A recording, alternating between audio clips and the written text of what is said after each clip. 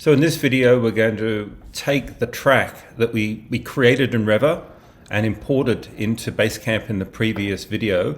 And we're now going to turn that track into a route that it will navigate us with when we're riding. So there's a couple of different ways of doing that. I'm going to show you a pretty reliable way that I use. So the first thing is these little waypoints along the way, I actually want to rename them so that I get them in the correct order. So the first one is Austin, Texas, which is here. So I'm going to call that 00 Austin.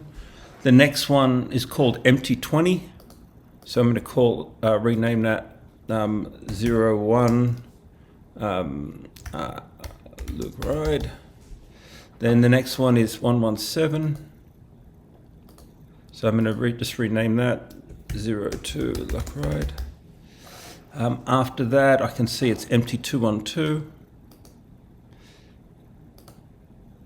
03.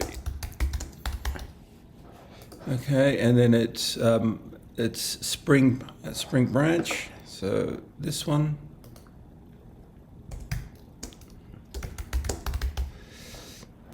If the waypoints are sort of meaningful in terms of, being a specific town, then I might rename it with the town name. But usually, you can work that out anyway. Luck Ride, and then the last one is this looking back one. So I'll call that 06 looking back.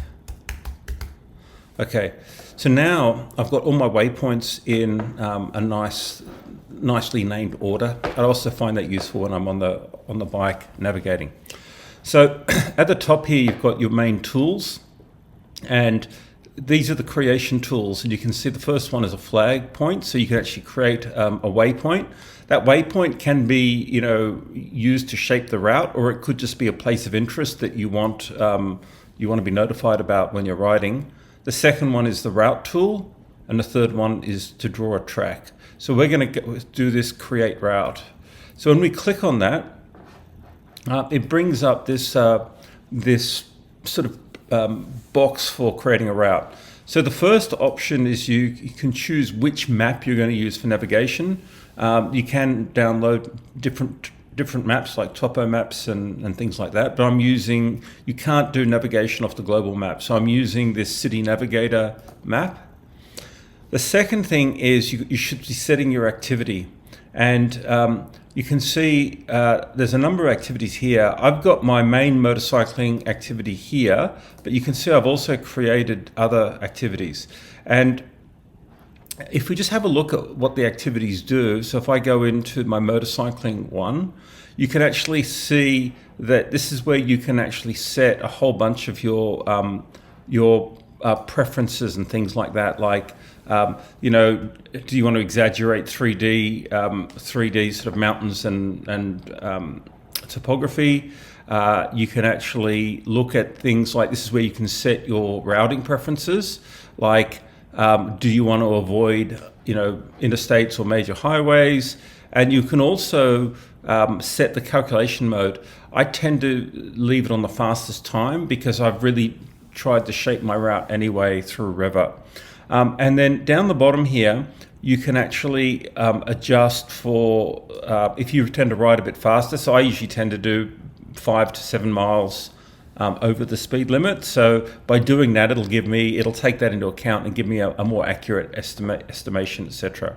So in the preferences, once you actually set that, then that all becomes sort of part of the attributes of that particular one. So I make sure I now choose motorcycling as my activity. And again, you can just access those if you want to adjust them for this particular ride here. Okay, it says drag start point here. So we're going to start from Austin, okay? And then it says drag destination here. So we're going to finish in Luckenbach, and I can now say go. And now you can see what's happened is it's actually generated its own route. But you can see my track that I want to follow is down here. And the reason why it varied is I've only given it a start and an end point. I haven't shaped the route from the waypoints. So if I double click here on that route and make sure I've got motorcycling selected, now I can actually take in those waypoints in the correct order. So if I now take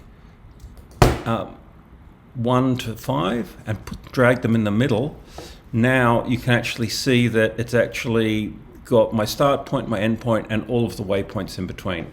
So now, if I have a look at it, you can actually see that it hasn't followed exactly the track that I created in Reva.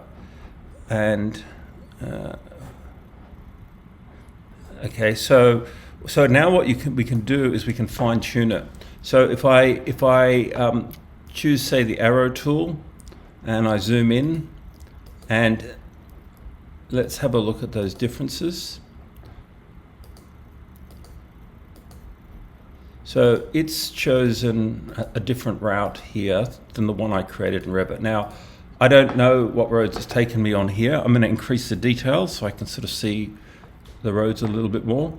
But I basically want to, I've chosen these roads specifically in Reva where I've got graded information. So now I actually want to have the route be modified to follow that.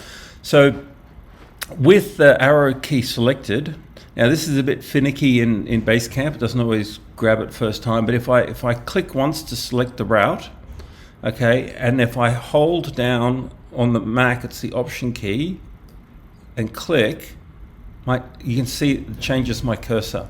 And I'm now going to drag that somewhere onto the road that I want to travel on. Okay, so you can see it's partially corrected, but I've still got this part that's not corrected. So I'm going to do it again here. Hold down the Option key, and now bring that up.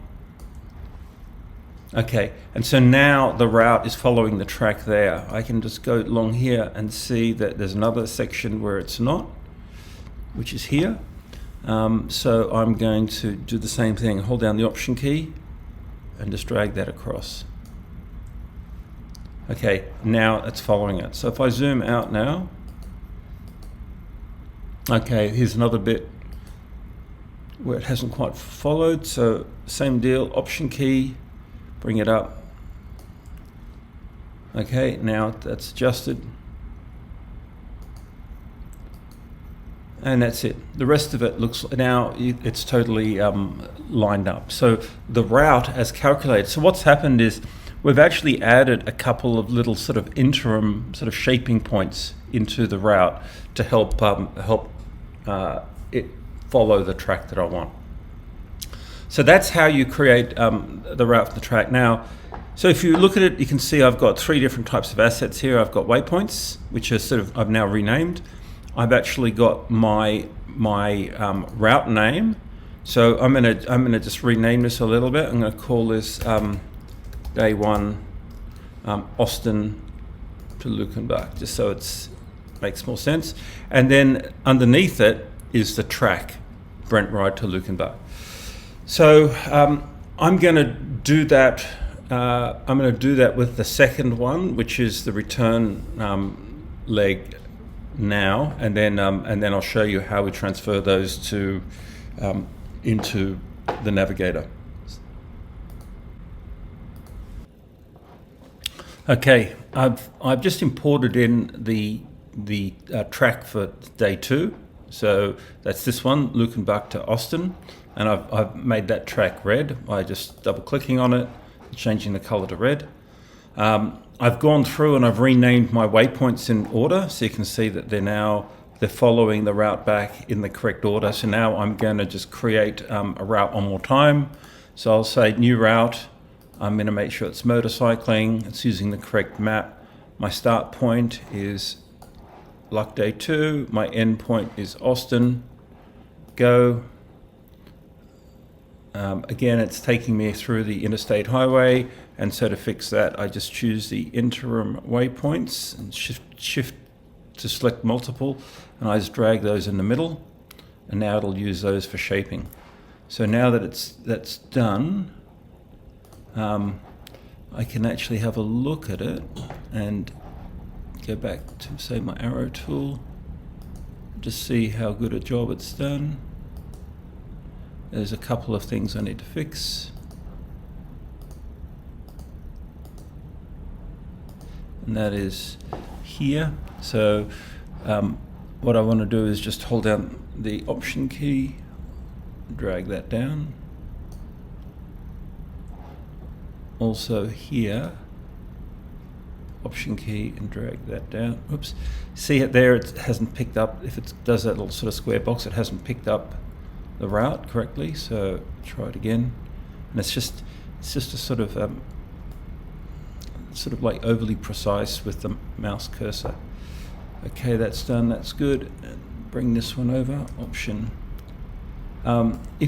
If you kind of screw up a waypoint, sometimes it's better to just add a new one in and put it into the route. I see it's giving me, it's kind of, I don't know why Basecamp does that, sort of, it's a bit infuriating, but I think that's got it. You just got to be super precise sometimes.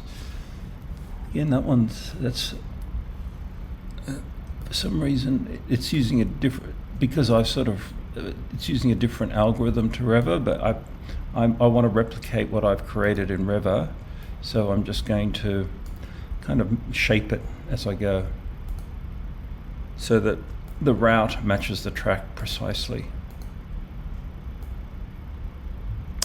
So this is the sort of stuff in Basecamp that drives people nuts. There we go. Okay, so that's good. Okay, and I can just follow. Looks good. Follow my route back. Okay, and that looks good. Sometimes, if you want to get really precise, you may need to zoom in onto pretty closely just to make sure you've dropped a waypoint on the right side of the road. If it's on an expressway, sometimes if you drop it on the lane going the other way, then the navigator will sort of want you to do a U-turn and things like that. But I'll show you how to not worry about that when you're actually riding, if it does something a bit freaky. Okay, so now that I've got, so if we have a look at it back here, here's my 2-day ride to Lukenbach, and let's just zoom out. And so you can actually see there's day 1, there's day 2, and if I select on the folder, I get both days, so I can see the 2 parts of my journey. So what we're going to do now is we're actually going to connect up the GPS. You can see it's not connected, otherwise it would show up here, and we're going to export that information to the Nav6. So the next step is to basically connect the navigator to the computer. Plug in the USB cable into the back of this. The navigator should turn on, and it should automatically detect that it's connected to the computer and sort of go into the connection mode. Okay, sometimes it takes a while before the computer recognizes the navigator. You can see it's loading up Garmin Express, and it's just checking to make sure that my maps are updated. And then over here in the top left corner, you can actually see it's brought up the navigator, and you can see it's actually syncing. So it's basically takes a little bit of time to sort of get itself sorted out. So until that finishes doing that, you can't actually send. If I try to send, for example, if I go my day 1 out and I select the track and the route, hold down Control key on the Mac to access the submenu, and then send to device. Now it brings up the options, and I usually just make sure that routes, tracks, and waypoints are all selected, and hit send. And it's a pretty quick process. It says transfer complete. So that's day 1 done. I'll then go to day 2, and again I'll just select the oh, actually I can see it's got a little car symbol there, which means it's actually using the wrong preferences. So I'm just going to double click on that and change that to motorcycling, and then I'm just going to click recalculate the route. Okay, and that hasn't really changed anything, but now it's brought up the motorbike symbol. Okay, so I'm going to select both of those and say send to device, and again all three are checked, so I'll send, transfer complete, closed. So with that, we're now finished with Basecamp, and in the next video I'm going to show you just how I import them in Navigator, and just how I do a couple of extra steps before I ride the route, so that it makes it a bit easier for me.